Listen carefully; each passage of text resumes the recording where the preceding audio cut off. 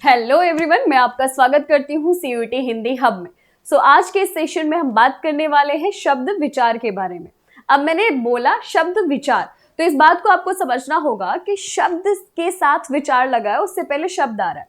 Last session में हमने पढ़ा है वर्ण विचार, यानी वर्ण के बारे में पढ़ा है। तो आज के सेशन में हम सबसे पहले क्या पढ़ेंगे? शब्द को जानेंगे, शब्द क्या होते हैं, इनका निर्माण कैसे होता है। फिर हम देखेंगे कि इनका वर्गीकरण या फिर इनका जो भेद हम डिसाइड करते हैं वो किस आधार पे करते हैं, या फिर इनका जो भेद हम बात करते हैं तो वो क्या होते हैं। तो अगर हम शब्द विचार की बात करें तो सबसे पहले हमें समझना होगा, जैसे मैंने यहाँ पे शब्द कहा, ठीक। अब जब मैंने शब्द कहा तो इस शब्द का क्या मतलब है या फिर इस शब्द का क्या अर्थ लिया गया। तो ये जो शब्द बना है बेटा श से बना है, प्लस आपका ब हलंत के साथ और प्लस द। अब जब हम वर्ण विचार पढ़ रहे थे तो हमने कहा कि क्या होगा, आपका अगर कोई वर्ण स्वर रहित होगा, यानी उसमें स्वर उपस्थित नहीं होगा, तो अधूरा होगा। तो यहाँ पे ब जो है हलंत के साथ इसलिए है क्योंकि ये अधूरा है। तो ये जो तीन वर्ण बने तो इससे एक शब्द बना, इसे हम क्या कहते हैं? ये आपका शब्द हो गया और ये आपके क्या हो गए? वर्ण हो गए। यानी कि एक एक जब इंडिविजुअल हमने तोड़ा तो ये एक वर्ण हो गए, लेकिन जब इन तीनों को साथ में हमने लगाया तो शब्द हो गए, ठीक है। अब ये जब शब्द का निर्माण हुआ तो आपको एक चीज समझ में आया होगा कि ये शब्द जो है बार बार आएगा और हम क्या करेंगे, जैसे कि मेरी और आपकी बात हो रही है, जैसे हम आपस में बात करते हैं तो क्या करते हैं, बहुत सारे शब्दों को आपस में जोड़ते हैं और एक वाक्य का निर्माण कर देते हैं। जैसे यहाँ पे अगर मैं कहती हूं शब्द के माध्यम से हम अपने विचार को व्यक्त करते हैं। अब यहां पे जब मैंने बोला तो मैंने इतने सारे शब्दों का इस्तेमाल किया, ठीक है। अब यहां पे शब्द के माध्यम से हम अपने विचार को व्यक्त करते हैं या फिर अपने विचार व्यक्त करते हैं। अब यहाँ पे आप ये हम जो है इसको इग्नोर करिएगा, क्योंकि यहाँ पे मैं सिर्फ अपने लिए लिख रही हूँ और हमें पता है कि हम जब यूपी और बिहार से आते हैं तो हम अपने आप को हम से संबोधित करते हैं। हालांकि मैं भी लिखा जाता है, मैं ही लिखा जाता है, ये आपकी बोलियों में प्रचलित है हम। तो यहाँ पे अगर मैं बात करूंगी तो ये सिर्फ मैं अपने लिए बात कर रही हूँ, बट अगर इंडिविजुअली मैं अपनी बात छोड़ करके मैं सबके लिए बात करूं तो शब्द के माध्यम से हम अपने विचारों को व्यक्त करते हैं। अब शब्द के माध्यम से कैसे करते हैं? यही शब्द आपस में मिलते हैं, विभक्तियों के माध्यम से आपस में जुड़ते हैं और उसके बाद हम क्या करते हैं, एक वाक्य का निर्माण करते हैं और फिर जाकर के अपने भाव को व्यक्त करते हैं। अब यहाँ पे ये जो आप शब्द देख रहे हो ये बने हुए हैं और इससे हम अपने विचार को व्यक्त कर रहे हैं, यानी व्याकरण की महत्वपूर्ण कोटियों में से एक महत्वपूर्ण कोटि ये भी होगा। तो सबसे पहले हम वर्ण विचार को जाने। अब आज हम इसी को जानेंगे और जब हम शब्द के बारे में पढ़ते हैं कि शब्द सार्थक है, निरर्थक है, परिवर्तनशील है या फिर इसकी उत्पत्ति कहाँ से हुई है, ये सब हम जानते हैं, तो ये किसके अंतर्गत आ जाता है? आपके शब्द विचार के अंतर्गत आ जाता है, ठीक है। अब यहाँ पे ये तो आपको समझ में आया कि वर्ण आपस में जुड़ते हैं तो एक शब्द का निर्माण करते हैं, ठीक है। और फिर शब्द एक वाक्य में विभक्तियों के माध्यम से जुड़ते हैं तो भाव का क्या करते हैं? भाव को व्यक्त करते हैं, ठीक। इतनी बात तो हो गई। अब अगर हम बात करेंगे तो क्या हम ऐसा कह सकते हैं, यहाँ पे हमने कहा वर्ण जुड़े तो एक शब्द बना, तो क्या सभी वर्ण आपस में जुड़ करके शब्द का निर्माण कर सकते हैं क्या? तो यहाँ पे अगर देखा जाए तो हमारे शब्द का परिभाषा ही यही होती है। अगर देखा जाए तो शब्द की परिभाषा ये होती है कि जब आपके दो या दो से अधिक वर्ण मिल करके एक सार्थक शब्द का निर्माण करते हैं। सार्थक शब्द का मतलब क्या है? या फिर दो या दो से अधिक वर्ण आपस में मिलते हैं और एक सार्थक अर्थ देते हैं तो उसे हम शब्द कहते हैं। यानी कि अगर मैं कहती हूं घर या मैं कहती हूं कमल, तो ये जब आपस में मिल रहे हैं, यानी अगर मैं इसे तोड़ूं और मैं कह दूं घ धन र, ये जब आपस में मिले तो इन्होंने घर बनाया। और ये घर यानी कि हम वो जो बचपन में एक पेंटिंग बनाते थे जब हमें वो दिल से बड़ा प्यार से बनाते थे क्योंकि लगता था हम अपना आशियाना बना रहे हैं, तो वो घर हमारे दिमाग में आता है जब हम घर शब्द सुनते हैं, ठीक है। ठीक उसी तरीके से अगर यहाँ पे मैं बात करूं कमल, ठीक है, जब हम कमल की बात कर रहे हैं तो यहाँ पे क धन म धन ल, यानी तीन वर्ण आपके आपस में मिले और एक शब्द का निर्माण किया जिसका अर्थ आया कमल, यानी फूल की बात करें, ठीक है। लेकिन क्या मैं यहाँ पे ल धन क धन म, यानी ल क म, ऐसा शब्द बनाऊं तो क्या कोई इसका अर्थ निकलेगा? मिल तो अभी भी वही 3 वर्ण रहे हैं, योग अभी भी उन्हीं का हो रहा है, लेकिन अर्थ नहीं आ रहा है। इसका मतलब ये है कि कोई भी वर्ण कहीं से भी उठाकर आपस में नहीं मिला सकते हैं।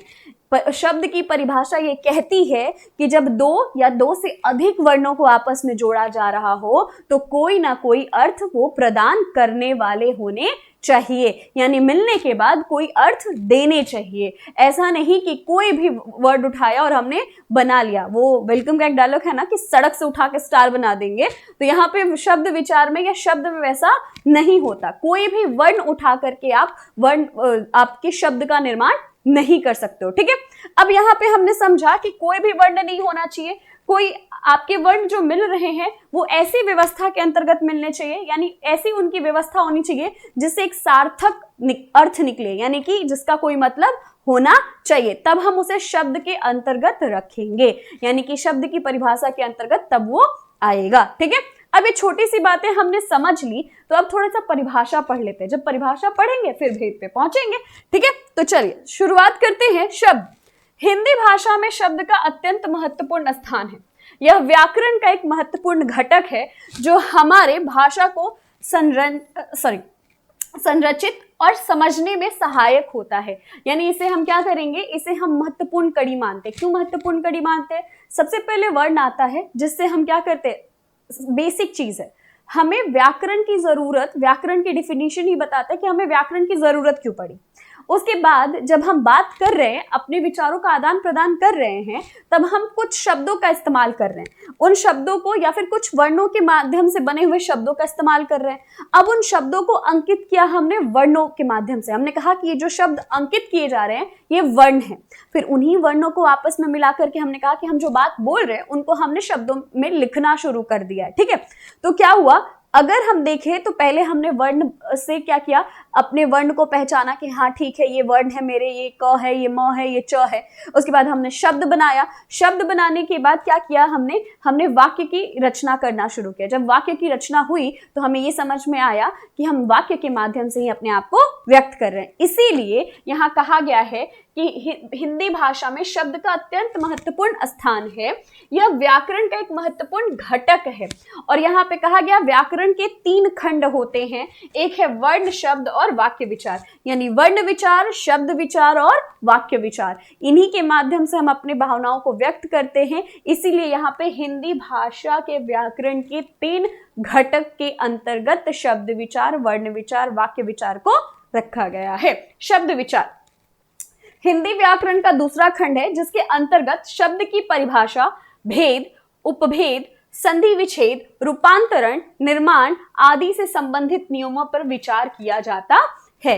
यानी कि शब्द विचार के अंतर्गत हम क्या करते हैं, शब्द विचार के अंतर्गत हम शब्द की परिभाषा को समझते हैं जो मैंने अभी बोला, उसके बाद हम उसके भेद को समझते हैं, फिर उसके भेदों को समझते हैं, फिर हम समझते हैं कि हमारे भेद के अंतर्गत कौन से वर्ण आपस में मिलकर क्या बना रहे हैं, कहाँ संधि विच्छेद होना चाहिए, कैसे संधि विच्छेद होता है, और ये सारी चीजें हम किसके अंतर्गत पढ़ते हैं, शब्द विचार के अंतर्गत पढ़ते हैं। अगर देखा जाए तो शब्द विचार के माध्यम से ही आपके व्याकरण का क्या होता है, विस्तार होता है। यहीं पे विकारी और अविकारी शब्द मिलते हैं, और फिर जब हम विकारी पढ़ते तो संज्ञा, सर्वनाम, क्रिया, विशेषण ये सब पढ़ने को मिलता है। यानी यहीं से आपके व्याकरण का क्या होता है, आप कह सकते हो कि विस्तार देखने को मिलता है, ठीक है। अब आगे बढ़ेंगे और शब्द की परिभाषा को समझेंगे। 2 या 2 से अधिक वर्णों से बने ऐसे समूह को शब्द कहते हैं जिसका कोई ना कोई अर्थ जरूर हो। इसको ऐसे भी परिभाषित किया जा सकता है कि ध्वनियों के मेल से बने सार्थक वर्ण समूह को शब्द कहते हैं, या वर्णों या ध्वनियों के सार्थक मेल को शब्द कहते हैं। यानी वर्ण जब आपस में मिल रहे हो और कोई सार्थक क्या दे रहे हो, आपको ध्वनि दे रहे हो, सार्थक अर्थ दे रहे हो। सार्थक का मतलब ही यही हुआ कि अर्थ जो है उसका वो अर्थ के साथ हो, ऐसा शब्द जो अर्थ के साथ हो। जैसे हम कहते हैं सार्थक शब्द, यानी कि ऐसा शब्द जो अपने साथ ही अर्थ को लेकर के चलता है। स का मतलब होता है साथ, ठीक है। अब आ जाते हैं यहाँ पे उदाहरण के तौर पे कलम। अब यहाँ पे कलम से समझ में आ रहा है कि हम किसकी बात कर रहे हैं। अब अगर हमने कहा क म ल, तो हमें ये भी समझ में आ रहा है कि हम किसकी बात कर रहे हैं। लेकिन अगर मैं इन्हीं दो वर्णों से अगर आप देखोगे तो यहाँ पे 3 ही वर्ण है, क ल म, इससे 2 शब्द बने और दोनों सार्थक अर्थ रख रहे हैं, दोनों के पास अर्थ है। लेकिन अगर मैं इन्हीं को बदल दूं, यानी कि इनकी अरेंजमेंट और तरीके से कर दूं, तो ये अर्थ नहीं देंगे। यानी आपके यही वर्ण सार्थक शब्द भी बना सकते हैं और निरर्थक शब्द भी बना सकते हैं। लेकिन हम पढ़ते किसको है? सिर्फ सार्थक को। क्यों? क्योंकि वही इस्तेमाल में आता है। अब मान लीजिए हम और आप बात कर रहे हैं, ठीक है, और इस दौरान आप उस भाषा का प्रयोग कर रहे हो, भाषा भी शायद ऐसा हो जाएगा कि एक स्पेसिफिक हो जाएगा। मतलब कि जैसे मान लीजिए कि ये कलम के नाम से प्रचलित है, अगर मैं बात करूंगी तो ये कलम मेरे दिमाग में आएगा। या फिर अगर मैंने कहा कि यार मेरा पेन, तो आपको समझ में आएगा कि हम कलम की बात कर रहे हैं, ठीक है। अब जैसे ही हम बात करेंगे तो मेरे दिमाग, मैं कलम बोलूं या आप कलम बोलूं, इमेज यही आएगा। आपके लिए ये नहीं बदलेगा, मेरे लिए भी ये नहीं बदलेगा। घर की बात करूं, आपका घर, मेरा घर, हर तरीके का घर, आपके दिमाग में आएगा कि घर का क्या मतलब होता है। लेकिन हो सकता है जैसे छोटा बच्चा जो होता है वो मम्मम का मतलब पानी समझता है, ठीक है, वो भाषा उसकी प्रचलित हो जाती है क्योंकि वो छोटा है, वो बोल नहीं रहा है, उसको समझ में नहीं आता, तो वो अपना इजीएस्ट वे जिस तरीके से वो कन्वे कर सकता है उस तरीके से वो मम्मम कहता है पानी को। तो वो हम समझते हैं कि हाँ ठीक है, ये बच्चा है, ये मम्मम बोल रहा है, इसका मतलब है पानी। लेकिन अगर कोई बाहर का है और उसके सामने वो मम्मम बोलेगा तो उसको नहीं समझ में आएगा कि ये क्या मांग रहा है। क्यों? क्योंकि उसके दिमाग में तो मम्मम का कोई अर्थ ही नहीं है, उसके दिमाग में तो पानी का मतलब पानी। तो क्या हुआ यहाँ पे? अब क्या हुआ कि आपके शब्द बोल तो वो भी रहा है बेचारा, लेकिन उसका कोई अर्थ नहीं है, ठीक है। हमने अर्थ निकाल दिया अपने तरीके से। जैसे हम कहते हैं ना पानी वानी ले आओ, तो पानी का अर्थ तो है, वाणी का कोई अर्थ नहीं है, लेकिन हम भाषा में उसे प्रचलित कर देते हैं। तो इसी तरीके से आपका जो शब्द होता है उसका अर्थ ऐसा होता है जो सर्वमान्य होता है। यानी कि आप कहीं भी बोलो, वो आपके दिमाग में जो उसका प्रतिबिंब बनेगा वही प्रतिबिंब मेरे दिमाग में भी बनेगा, ठीक है। तो वही बात यहाँ पे कही जा रही है कि जब हम शब्द का निर्माण करेंगे तो एक सार्थक अर्थ आपको प्रदान करना चाहिए, ठीक है। उपयुक्त सभी शब्दों का कोई ना कोई अर्थ है, अतः वे सभी शब्द हैं, जैसे सोहन, खीर, मीरा, खेलता, शतरंज इत्यादि। अब अगर मैं बात करूं यहाँ पे जितने भी आपके पास दिख रहे हैं शब्द, वो सारे कोई ना कोई अर्थ रखते हैं और इनका कोई ना कोई आपस में आपको अर्थ प्रकट करता हुआ नजर आएगा, ठीक है। अब वहीं पे क्या है, यहाँ पे परिभाषा में एक बात लिखी गई है, 2 या 2 से अधिक वर्णों के मेल से क्या होता है? शब्द का निर्माण होता है, ठीक है। 2 या 2 से अधिक। अब आपके दिमाग में आएगा न का मतलब तो नहीं लेते हैं ना हम लोग, ठीक, ओके। जी का मतलब ठीक लेते हैं हम लोग ना। अब यहाँ पे न का मतलब नहीं जरूर ले रहे हैं, तो हमें ये कुछ ऐसे शब्द हैं जो प्रचलित हैं और हमें समझ में आता है कि ये किस लिए इस्तेमाल किए जा रहे हैं। तो ये सर्वमान्य है, इसीलिए इसको हम क्या करते हैं, वो अलग क्राइटेरिया में नहीं लेके जाएंगे कि अरे ये तो हमारा शब्द ही नहीं बना। ऑब्वियसली वो भाव को प्रकट कर रहा है। अब जैसे हम कहेंगे क भाव को प्रकट नहीं कर रहा है, लेकिन अगर हम न लिखे तो इस भाव को प्रकट करता हुआ नजर आता है। अगर किसी वाक्य में न दिख रहा है या फिर ना दिख रहा है तो आपको समझ में आएगा कि हाँ ठीक है, यहाँ पे क्या है, यहाँ पे भाव को प्रकट किया जा रहा है। तो 1-2 ऐसे शब्द हैं जो एक्सेप्शन है। इसके अलावा आपको यही देखना होगा कि 2 या 2 से अधिक वर्ण आपस में मिल रहे हो। शब्द और पद में अंतर। चलिए पहले समझ लेते हैं, फिर परिभाषा पढ़ लेंगे। अब जब हम कहते हैं राम, आम, खाना, खेलना, जाना, सोहन, मोहन, तो हमें समझ में आएगा कि ये क्या है, ये सारे आपके शब्द हैं। क्यों? क्योंकि ये अलग हैं, इनका प्रयोग कहीं नहीं हो रहा है। लेकिन अगर मैं कह दूं मोहन पढ़ता है, ठीक है, फिर मैंने कहा राम और श्याम विद्यालय जाते हैं, ठीक है। अब मैंने कहा राम और श्याम विद्यालय जाते हैं। अब यहां पे क्या हो जाएगा, ये राम, ये आपका श्याम, ये विद्यालय, ये जाना और ये सब आपके क्या हैं? शब्द हैं, जब तक अकेले हैं, यानी कि जब तक ये अकेले हैं तब तक ये शब्द हैं। लेकिन अगर किसी वाक्य में इनका प्रयोग हो गया, किसी वाक्य के अंतर्गत हमने इनको रख दिया, तो ये शब्द नहीं पद हो जाते हैं। क्या हो जाते हैं? पद हो जाते हैं। ठीक है, तो इन्हें हम पद के नाम से जानते हैं। अब एक बात याद रखिएगा, पद वाला प और द वाला, ठीक है, एक होता है गद्य और एक होता है पद्य, वो दोनों में फर्क है, वो बिल्कुल अलग है। तो यहाँ पे हम जब बात कर रहे हैं तो आपके शब्द जब एक वाक्य में आ जाते हैं तो वो क्या हो जाते हैं? वो पद हो जाते हैं। ठीक है, और जब वो स्वतंत्र होते हैं तो उन्हें हम शब्द कहते हैं। जैसे आपने देखा होगा पद परिचय,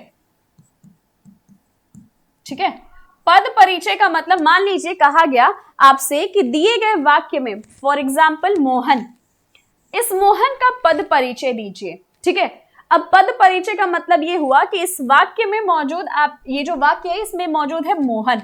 अब ये मोहन क्या है? संज्ञा है, सर्वनाम है, क्रिया है, विशेषण है। तो जब हम इसका परिचय देते हैं तो हमसे पूछा जाता है पद परिचय, यानी अब ये शब्द नहीं रह गया, ये पद हो गया है। ठीक है, तो जैसे अब मोहन क्या है बेटा? तो हमारा संज्ञा होगा, हालांकि हम आगे पढ़ेंगे, बट एज अ एग्जाम्पल मैं आपको बता दूं, ये मोहन क्या है? संज्ञा है। उसके साथ ही साथ क्या है? पुल्लिंग है।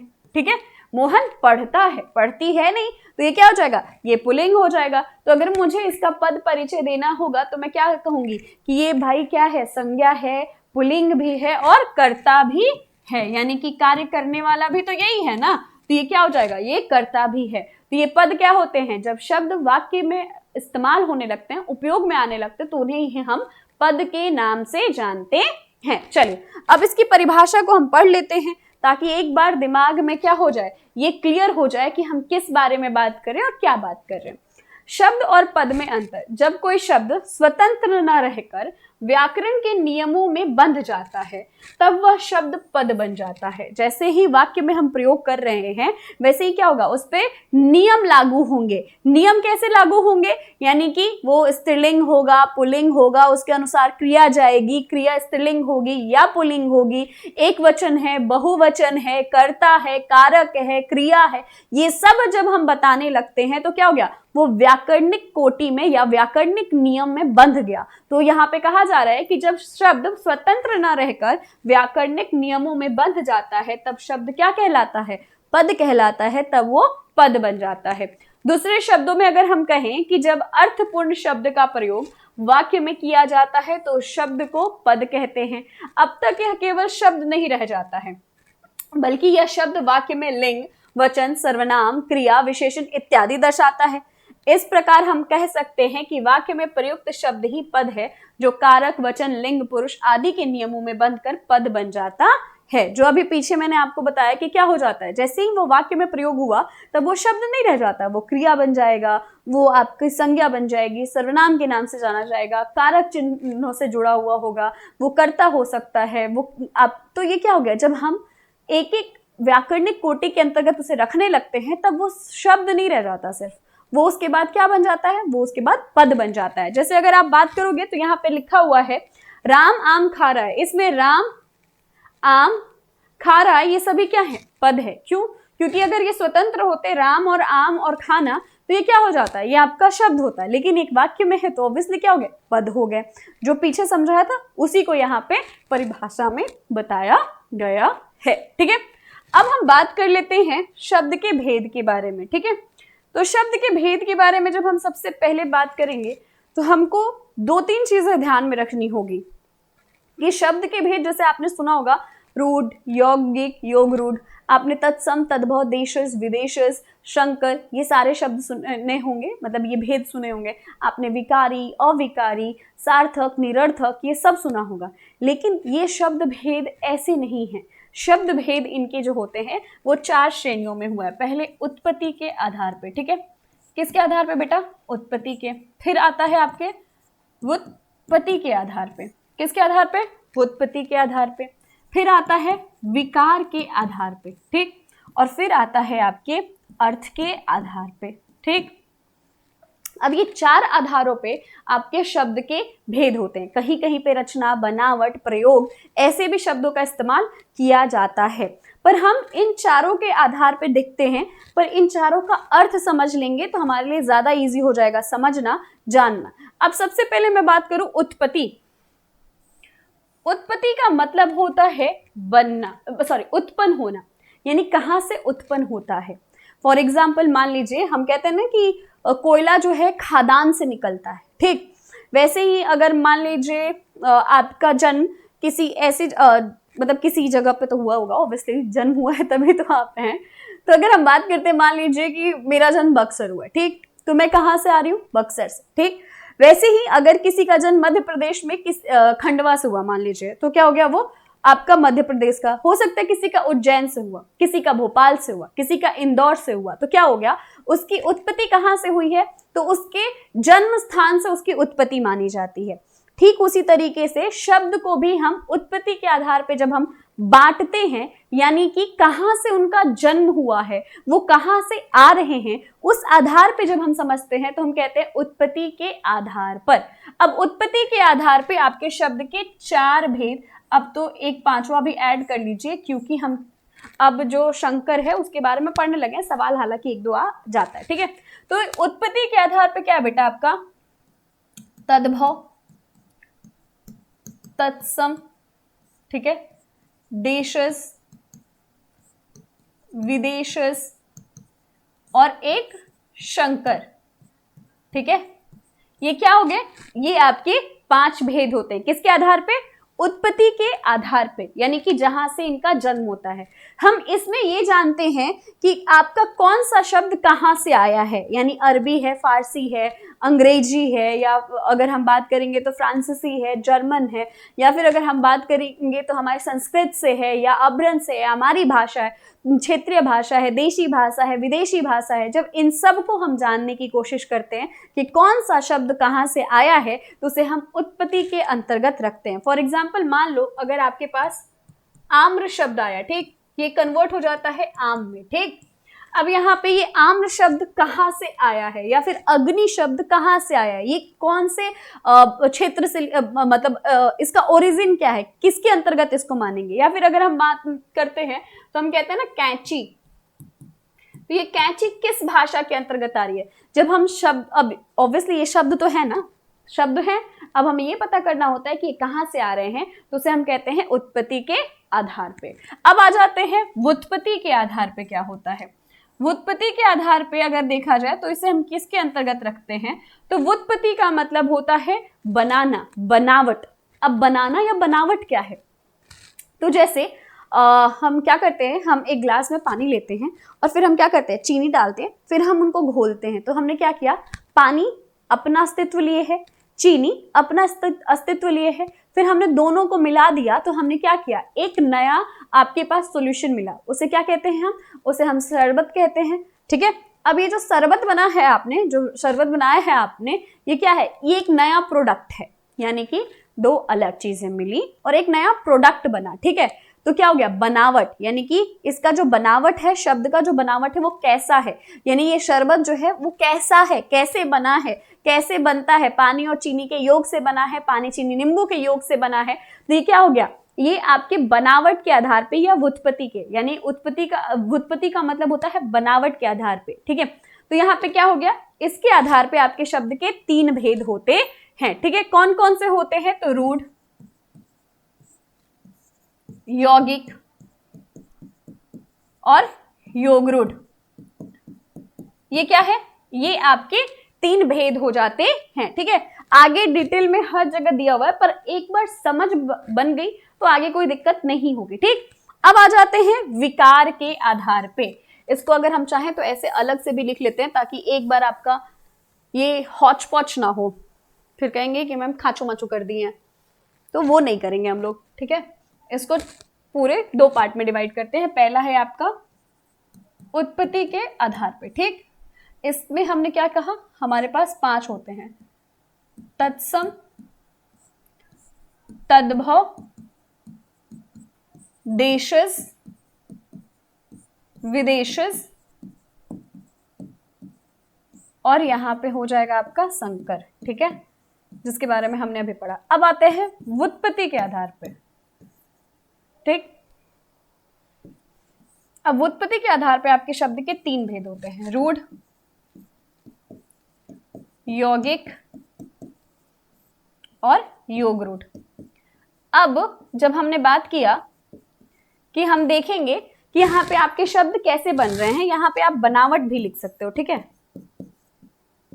ठीक, या फिर रचना लिखना चाहो तो रचना भी लिख सकते हो, ये सारे नाम आपको मिल जाते हैं, ठीक। यहाँ पे उत्पत्ति की जगह पे स्रोत भी मिल जाता है आपको, तो परेशान हैरान नहीं होना है, ये कॉमन नाम है, आपको हर जगह मिलेंगे, ठीक है। तो यहाँ पे हमने जब बात किया तो हमने कहा कि कौन सा शब्द कहाँ से आता है ये पढ़ेंगे। तो उसी तरीके से बनावट में आपके 2 वर्ण मिल करके जो शब्द बना रहे हैं वो होते हैं, या फिर कोई ऐसा शब्द जो आपको सुनाई तो सेम देता है, अर्थ कुछ और रखता हो, या फिर ऐसे शब्द जो 2 शब्द मिलकर बन रहे हो, उन सब के आधार पे जानेंगे। यानी कि जब वर्ण आपस में मिलते हैं तो कैसे शब्दों का निर्माण करते हैं वो हम यहाँ पढ़ते हैं, ठीक है। तीसरा हमने क्या बोला था बच्चे? तो तीसरा हमने बोला था किसके आधार पे? तो आपके विकार के आधार पे। अब ये विकार का मतलब क्या होता है? विकार का मतलब होता है परिवर्तन, या फिर कभी कभी आपने सुना होगा रूपांतरण। रूपांतरण मतलब जो रूप अपना परिवर्तित करे, जो रूप बदल लेता है, ठीक है। अब ये विकार के आधार पे आपके शब्द के 2 भेद होते हैं, एक होता है विकारी और एक होता है अविकारी। अगर देखा जाए विकारी के अंतर्गत आपके पूरे विकार के अंतर्गत आपके पूरे व्याकरण की जो कोटियां हैं, यानी शब्द का जो परिचय होता है वो सब कुछ यही आ जाता है। विकार मतलब होता है परिवर्तन।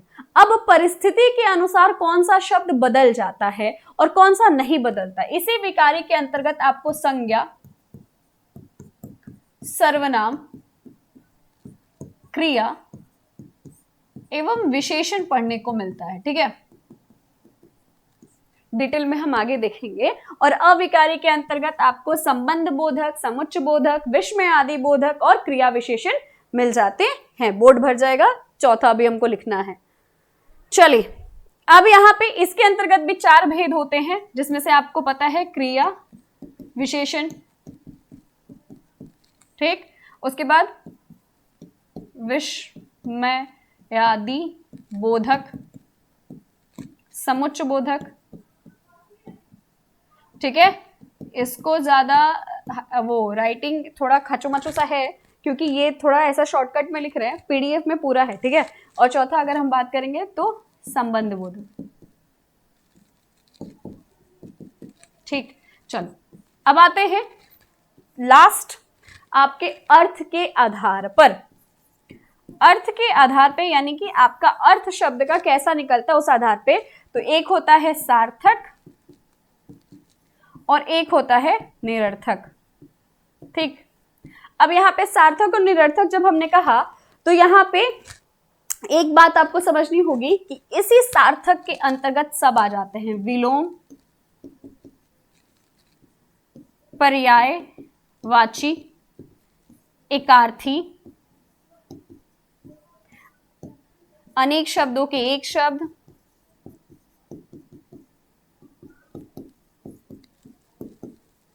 ठीक है। ये सारे भेद जो हैं वो इसी के अंतर्गत आ जाते हैं। अब आपको समझ में आ रहा होगा कि जो मैंने ये कहा कि ये आपके शब्द विचार से ही आपके व्याकरण का विस्तार होता है, उसका क्या मतलब था। यहाँ पे अगर आप देखोगे तो सब कुछ ऑलमोस्ट जो आगे आप पढ़ने वाले हो, संज्ञा, सर्वनाम, क्रिया विशेषण, अगर बात किया जाए क्रिया विशेषण, विस्मय आदि, समुच्चय बोधक, संबंध बोधक, पर्यायवाची, विलोम, अनेकार्थी, अनेक शब्दों के एक शब्द, श्रुति संभिन्नार्थक जो यहाँ पे रह गया है, ये सारी चीजें आपके शब्द विचार का ही एक हिस्सा होता है, इसी के भेद से आगे बढ़ रहा होता है, ठीक है। तो ये जो आपको भेद दिखाई दे रहा है, हालांकि कभी ऐसा पूछा नहीं गया है कि उत्पत्ति के आधार पे कितना हुआ, लेकिन आपको एक बार ये समझ में आ गया कि उत्पत्ति का क्या मतलब होता है, तो शायद आप भूलेंगे नहीं कि उत्पत्ति के आधार पे कितने भेद, व्युत्पत्ति किसे कहते हैं या फिर विकार किसे कहते हैं या अर्थ किसे कहते हैं। ये अगर आपका क्लियर हो गया तो आपको पूरा समझ में आ जाएगा कि कौन सा भेद किसके अंतर्गत आता है। ऐसे तो हम क्या करते हैं, हम सारा भेद एक साथ खाचू माचू कर लेते हैं, खिचड़ी बना लेते हैं और याद कर लेते हैं। तो वो नहीं करना है, हमें एक एक बस समझना है, अर्थ समझ में आ गया, शब्द भेद खुद ही याद हो जाते हैं। ठीक है, अब सबसे पहले हम देखेंगे रचना के आधार पे, या फिर अगर हम बात करेंगे तो व्युत्पत्ति के आधार पे आपके शब्द के कितने भेद होते हैं। तो रचना या व्युत्पत्ति के आधार पे आपके शब्द के 3 भेद होते हैं, रूढ़, यौगिक और योग रूढ़। सबसे पहले आता है आपका रूढ़ शब्द। रूढ़ शब्द किसे कहते हैं? रूढ़ मतलब क्या होता है? वो इंग्लिश वाला रूढ़ नहीं, ठीक है, हिंदी वाला रूढ़। रूढ़ मतलब जटिल, ठीक है, जो है सो है, रिजिड, ठीक है। ठीक उसी तरीके से हमारा क्या होता है, रूढ़ शब्द भी वही शब्द होता है, यानी कि जब आपके वर्ण आपस में मिल रहे होते हैं, 2 या 2 से अधिक वर्ण जब आपस में मिल रहे होते हैं और एक अर्थ प्रकट कर रहे होते हैं, और साथ ही साथ जब उनका खंड या टुकड़ा किया जाए तो कोई अन्य अर्थ ना प्रकट करे, और खंड और टुकड़ा होने के बाद वो वर्ण में विलीन हो जाते हैं, तो उन्हें हम क्या कहते हैं? हम उन्हें रूढ़ शब्द कहते हैं, यानी जिनका खंड या टुकड़ा नहीं किया जा सकता। फॉर एग्जाम्पल, जैसे ही हम अगर उस शब्द को तोड़ते हैं, वो शब्द नहीं बचते हैं, वो वर्ण हो जाते हैं। जैसे अगर हमने कहा रूट, ठीक है, अब मैंने कहा कि 2 या 2 से अधिक वर्ण, अब मैंने यहाँ पे घर बनाया, ठीक है, ये घर क्या है बच्चे? रूढ़ शब्द है। रूढ़ शब्द है, यानी कि अगर मैं बात करूं तो इसमें 2 वर्ण मिले हैं, घ और र, दोनों मिलकर के एक शब्द बना रहे हैं घर, अर्थ दे रहे हैं घर का, जो आपकी इमेज बनी हुई है दिमाग में वही, ठीक है। अब अगर हम बात करते हैं तो जब हम इन्हें खंडित करेंगे, यानी इसे जब हम तोड़ेंगे तो घ धन र हो जाएगा, यानी कि इनका जब हम खंड या टुकड़ा कर रहे हैं तो हमें कोई भी शब्द प्राप्त नहीं होगा। ये क्या हो जाएंगे? ये वर्ण में टूटेंगे, यानी टूटने के बाद कोई भी अर्थ नहीं देंगे, तो फिर ये शब्द ही नहीं बचे। यानी रूढ़ शब्द वो होते हैं जो 2 या 2 से अधिक वर्णों के योग से बनते हैं, जिनका खंड या टुकड़ा नहीं किया जा सकता, जिन्हें तोड़ा नहीं जा सकता, उन्हें हम रूढ़ शब्द कहते हैं। अब इसको हम पहले परिभाषा को देख लेते हैं। सॉरी, ये स्लाइड थोड़ी सी, हाँ, यहाँ पे ऐसे शब्द जो किसी विशेष अर्थ को प्रकट करते हैं, लेकिन अगर उनके टुकड़े कर दिए जाए तो निरर्थक हो जाते हैं, ऐसे शब्दों को रूढ़ शब्द कहा जाता है। यानी जब हम उनका खंड या टुकड़ा करेंगे तो कोई अर्थ नहीं मिलेगा, और जब हम खंड और टुकड़ा करेंगे तो वो वर्ण में चले जाएंगे और कोई अर्थ ही नहीं मिला, तो वो फिर शब्द बचे ही नहीं ना, विलीन हो गए। तो यहाँ पे वही कहा जा रहा है कि रूढ़ शब्द वो होते हैं जिनका खंड या टुकड़ा नहीं हो सकता। जैसे मान लीजिए अगर मैंने कमल लिखा, ठीक है, अब कमल का अगर मैंने खंड या टुकड़ा करा तो क्या हो जाएगा? कम धन ल या क धन मल, बट किसी का अर्थ नहीं निकलेगा। 2 टुकड़े होने का मतलब ये है कि जब वो टूटे तो कोई अर्थ दे, लेकिन यहाँ पे कोई अर्थ तो नहीं दे रहे, तो ये क्या हो जाएंगे? आपके रूढ़ शब्द कहलाते हैं, ठीक है। अब यहाँ पे क्या है? जल, कल, फल आदि। जल, कल, फल एक निश्चित अर्थ प्रकट करते हैं, लेकिन अगर ज और ल को, क और ल को, फ और ल को अलग अलग कर दिया जाए तो इनका कोई अर्थ नहीं रह जाएगा, ठीक है। जितनी बातें समझाई गई है उसी का यहाँ पे वर्णन किया गया है। अब आ जाइए यौगिक शब्द। यौगिक शब्द में क्या होता है? 2 या 2 से अधिक शब्द आपस में मिलते हैं, या 2 या 2 से अधिक रूढ़ शब्द आपस में मिलते हैं और एक शब्द का निर्माण करते हैं, जिनका खंड या टुकड़ा अगर किया जाए तो हमें एक अर्थ प्राप्त होता है। यानी कि अगर बात करें तो 2 हमारे रूढ़ शब्द आपस में मिलते हैं, और जब हम उनका खंड या टुकड़ा करते हैं तो हमें दूसरा अर्थ भी प्रदान हो जाता है। अब यहाँ पे 2 या 2 से अधिक अगर रूढ़ शब्द हमने बोल दिया तो इसका मतलब तो यही निकला ना कि हमारे पास 2 ऑलरेडी शब्द थे, उनको हमने आपस में जोड़ दिया, और जब हमने उनको आपस में जोड़ा तो एक अर्थ दे रहे थे, मिलता जुलता, दोनों शब्दों से मिलता जुलता अर्थ दे रहे थे। और जैसे ही हमने उसे तोड़ा तो हमारे पास क्या हो गए? अपना अपना अर्थ लेकर के वो चले गए। यानी कि यहाँ पे कहा जा रहा है 2 या 2 से अधिक शब्दों के योग से बनने वाले शब्द को यौगिक शब्द कहते हैं, किंतु ये दोनों ही शब्द ऐसे होने चाहिए जो सार्थक हो, यानी दोनों शब्द का अपना अपना अर्थ भी होना चाहिए। यौगिक शब्दों की एक महत्वपूर्ण विशेषता है कि इसके खंड करने पर भी उन खंडों का अर्थ निकलता है। जैसे अगर मैंने यहां पे कहा राजमहल, ठीक है, अब ये राजमहल क्या है बच्चे?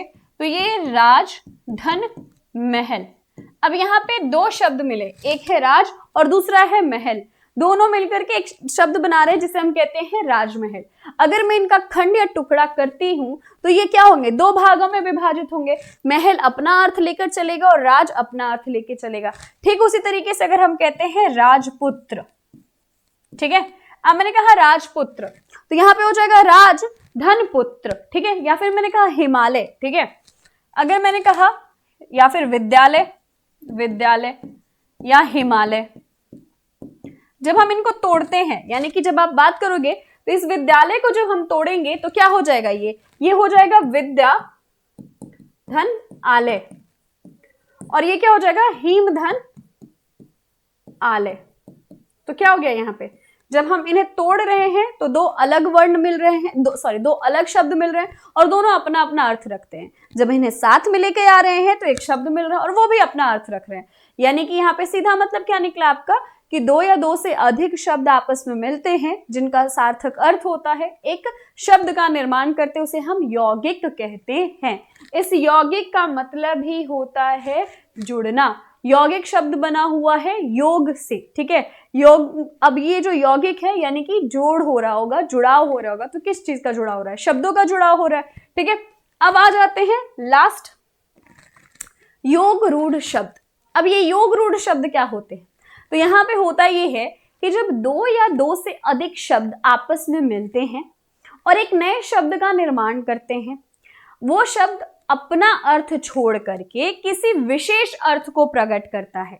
यानी जैसे पिछले में दो शब्द मिल रहे थे तो एक अर्थ दे रहे थे, वो शब्द अपना अर्थ दे रहा था, वही मतलब था। लेकिन अब क्या होता है, योग रूढ़ में दो या दो से अधिक शब्द आपस में मिलते हैं लेकिन वो एक विशेष अर्थ प्रकट करते हैं, यानी बिल्कुल अलग अर्थ देते हैं। फॉर एग्जाम्पल अगर मैंने बात किया यहाँ पे तो गज धन आनन, क्या बनेगा बेटा, गजानन, ठीक। अब ये जब गजानन बनेगा तो ये गजानन का मतलब क्या होता है, किसे कहते हैं, गणेश को कहते हैं, यानी गणेश जी को कहते हैं। गज है आनन जिसका, या फिर अगर मैंने कहा दश धन आनन, अब इस 10 धन आनन को आपस में मैंने मिलाया तो क्या बन जाएगा, ये बनता है दशानन, ठीक है। अब यहाँ पे ये दशानन बना तो दो शब्द तो मिल रहे हैं, ये 10 का मतलब होता है 10 और आनन का मतलब होता है सर, लेकिन बात किसका करेगा, रावण। यानी यहाँ पे क्या हुआ बच्चे, ये शब्द बनने के बाद एक विशेष अर्थ प्रकट कर रहा है, और जब विशेष अर्थ प्रकट होता है तो उसे हम क्या कहते हैं, योग रूढ़ कहते हैं। अब इसकी परिभाषा देखते हैं, परिभाषा क्या कह रहा है। तो परिभाषा की जब हम बात करेंगे तो यहाँ पे अगर आप देखोगे तो ऐसे शब्द जो किन्हीं दो शब्दों के योग से बने हो एवं बनने पर किसी विशेष अर्थ का बोध कराते हैं वो शब्द योग रूढ़ कहलाते हैं। यानी जो दो शब्दों के योग से बने हो और बनने के बाद एक विशेष अर्थ को प्रकट करते हैं उसे हम क्या कहते हैं, योग रूढ़ कहते हैं। नीलकंठ, नीले कंठ वाला अर्थात भगवान शिव। नील और कंठ दो शब्द है, दोनों मिलने के बाद एक शब्द बना नीलकंठ, और अर्थ किसका दे रहा है, भगवान शंकर का। पंकज, पंक धन ज मतलब जन्म लेने वाला और पंक मतलब कीचड़, यानी कीचड़ में जन्म लेने वाला, अर्थात कौन, कमल। अब आ जाइए दशानन, 10 है आनंद जिसके, किसके, भगवान, सॉरी 10 है आनंद जिसके, किसके, तो रावण के। अब ये रावण जो है ये क्या है, 10 सिर वाला है। दशानन शब्द क्या कर रहा है, अलग अर्थ दे रहा है, यानी कि यहाँ पे योग रूढ़ शब्द किसे कहेंगे, जो एक अन्य अर्थ देता है। अब एक साथ हम थोड़ा सा योग रूढ़, यौगिक और अगर हम बात करेंगे तो रूढ़ शब्दों को देख लेते हैं। एक बार दिमाग में बैठ गया तो फिर हम इसको हमेशा याद रखेंगे, ठीक है। तो आपके क्या है बच्चे, 3 भागों में हम विभाजित करते हैं इसको। एक होता है आपका रूढ़ शब्द। रूढ़ शब्द वो होते हैं जो दो या दो से अधिक वर्ण आपस में मिलेंगे और एक शब्द का निर्माण करेंगे जिनका खंड या टुकड़ा करने पे कोई अर्थ नहीं मिलेगा। यानी अगर मैं इसके अंतर्गत रखूं तो घर, फल, कमल, अगर कहा जाए तो कलम, किताब, ठीक है। ऐसे शब्द क्या हो जाएंगे, ये सब आपके क्या हो जाएंगे, खाना, पढ़ना, ये सब क्या हो जाएंगे, ये ऐसे शब्द हो जाएंगे जिनका खंड या टुकड़ा अगर किया जाए तो क्या हो जाएगा, आपके शब्दों का अर्थ नहीं निकलेगा। अब आ जाते हैं हम यौगिक। अब हो सकता है कि कुछ कुछ लोगों को दिमाग में आए कि यहाँ पे खाना में से खा हटा दे तो खा का तो अर्थ है, लेकिन इस ना का क्या अर्थ है बेटा? ऐसे देखा जाए तो ये खा इंडिविजुअल एक शब्द है, लेकिन खा ना जो है जैसे ही आया ये ना का कोई अर्थ नहीं निकला, इसीलिए ये रूढ़ शब्दों के अंतर्गत आ जाता है। यौगिक में हमने क्या कहा, दो या दो से अधिक वर्ण आपस में मिले और दोनों क्या करें, मिलकर के एक शब्द का निर्माण करें और मिलता जुलता अर्थ दें। जब उनका खंड या टुकड़ा हो तो वो अपने अपने अर्थ को लेकर के चले जाते हैं। अब जैसे हमने यहाँ पे कहा शिवालय, ठीक है, दो शब्द बनाए शिवधन आलय, ठीक। शिव की अगर बात किया जाए तो शिव के रहने का जगह, ठीक। विद्यालय, ठीक। हिमालय, ठीक है। अगर देखा जाए तो राजपुत्र, ठीक। तो ये क्या हुआ, यहां पे अगर आप देखोगे तो ऐसे शब्द जिनका खंड या टुकड़ा करने पे हमें अलग अर्थ नहीं प्रदान होता है, वो अपना अर्थ लेकर के चलते हैं। अब आ जाइए योग रूढ़। योग रूढ़ में क्या होता है, योग रूढ़ में ऐसे शब्द इस्तेमाल किए जाते हैं या ऐसे शब्द होते हैं जब दो या दो से अधिक वर्णों को जोड़ते हैं, लेकिन जुड़ने के बाद वो एक विशेष अर्थ प्रकट करते हैं। जैसे हमने कहा दशानन, ठीक है, हमने कहा गजानन, ठीक है, अगर हमने कहा नीलकंठ, ठीक है, अगर हमने कहा पीतांबर। अब अगर बात करेंगे तो ये सारे आपके क्या हो जाएंगे, किसके अंतर्गत आ जाएंगे, तो ये सब आपको दिख रहा है, रूढ़, यौगिक, योग रूढ़। अब आपको समझ में आ गया होगा कि तीनों में क्या डिफरेंस है, ठीक है। अगर हम बात करेंगे तो रचना के आधार पे आपका जो शब्द भेद होता है, या फिर अगर देखा जाए तो आपके व्युत्पत्ति के आधार पे आपके शब्द के क्या भेद होते हैं, उसके बारे में हम आज के इस वीडियो में बात कर रहे हैं। अब हम देखेंगे आगे वाले वीडियो में कि आपके उत्पत्ति के आधार पे, अर्थ के आधार पे और विकार के आधार पे आपके शब्द के कितने भेद होते हैं या क्या भेद होते हैं, ठीक है। तो आज के वीडियो में हम इतना ही रखते हैं, इंट्रोडक्शन जो आपको समझ में आए, ताकि चीजों को आप एक बार समझ लें कि हमारे भेद कौन कौन से होते हैं, किसके आधार पे क्या भेद होता है। उसके बाद हम अगर देखें तो हम किसके अंतर्गत किसको रखेंगे, इतनी चीजें बेसिक आज के लिए। कल की बात करेंगे तो कल के वीडियो में हम बात करेंगे आपकी उत्पत्ति के आधार पे, अर्थ के आधार पे और विकार के आधार पे, और उसके बाद हम इसी चैप्टर से रिलेटेड एमसीक्यू लगाएंगे, ठीक है। तो आज के लिए इस सेशन को हम यहीं पे समाप्त करते हैं। तब तक आप स्वस्थ रहो, मस्त रहो और अपना ध्यान रखो। Thank you.